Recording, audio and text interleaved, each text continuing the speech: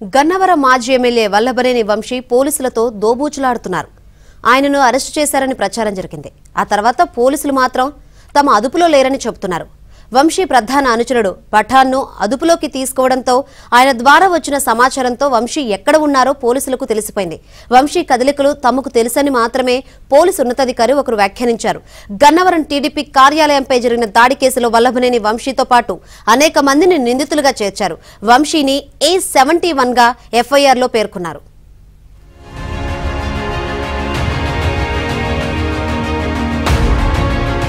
రాష్ట్ర వ్యాప్తంగా తీవ్ర సంచలనం రేకెత్తించిన గన్నవరం టీడీపీ కార్యాలయం పార్టీ నేతలపై దాడి కేసులో పోలీసులు FIR నమోదు చేశారు. వైసీపీ ప్రభుత్వ హయాంలో తెలుగుదేశం నేతలు ఫిర్యాదు చేసినప్పటికీ పోలీసులు పట్టించుకోలేదు. టీడీపీ అధికారంలోకి వచ్చిన తర్వాత ఈ కేసులో అరెస్టులు ప్రారంభమయ్యాయి. ఇందులో టీడీపీ నేతలు ఇచ్చిన పేర్లను నిందితులుగా చేర్చి ఇప్పటి వరకు 19 మందిని అరెస్టు చేశారు.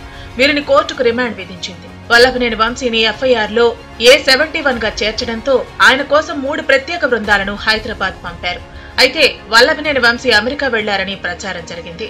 పోలీసు ఉన్నతాధికారులు మాత్రం వంశీ ఆంధ్రప్రదేశ్లోనే ఉన్నారని ధృవీకరించారు. వంశీ ప్రధాన అనుచరుడు పఠాన్ను పోలీసులు అదుపులోకి తీసుకోవడంతో వంశీ ఎక్కడున్నాడు అనే విషయం పోలీసులకు తెలిసిపోయింది. వంశీ విదేశాల్లో లేరని పోలీసులు ధృవీకరించారు. ఆయన బెంగళూరు, హైదరాబాద్, విశాఖపట్నం మధ్య తిరుగుతున్నారని పోలీసు ఉన్నతాధికారులు చెబుతున్నారు. ఫోన్ నెంబర్లు మార్చడం, ఉన్న ప్లేస్లను కూడా వేర్వేరు ప్రాంతాలకు మార్చుతుండటంతో వంశీని అదుపులోకి తీసుకోవడంలో జాప్యం జరుగుతుందని ఉన్నతాధికారి ఒకరు వివరించారు. అయితే పోలీసు విభాగంలో గన్నవరం ప్రాంతంలో ఉన్న కొంతమంది కింది స్థాయి అధికారులు వంశీకి ఎప్పటికప్పుడు సమాచారం అందిస్తున్నారని ఆరోపణలు వెల్లువెత్తుతున్నాయి.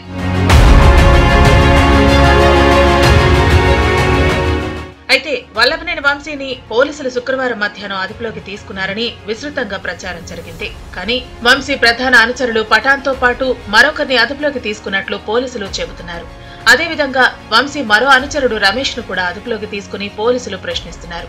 ఈ అంశంపై పోలీసులు ఉన్నతాధికారులను ABN ఫోన్లో సంప్రదించగా వంశీ ఏపీలోనే ఉన్నారని, ఆయన ఆచూకీ కోసం ప్రయత్నిస్తున్నామని, విదేశాలకు వెళ్లారనేది వాస్తవం కాదని స్పష్టం చేశారు.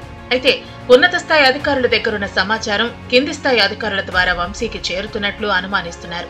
కింది స్థాయిలో ఉన్న కొంతమంది పోలీసు అధికారులను ఇంకా బదిలీ చేయటం, స్టేషన్లలో ఉండే కానిస్టేబుళ్లు కూడా వైసీపీ సానుభూతి పరులే ఉండటంతో కేసు దర్యాప్తులో ప్రతిబంధకాలు ఏర్పడుతున్నాయని చెబుతున్నారు.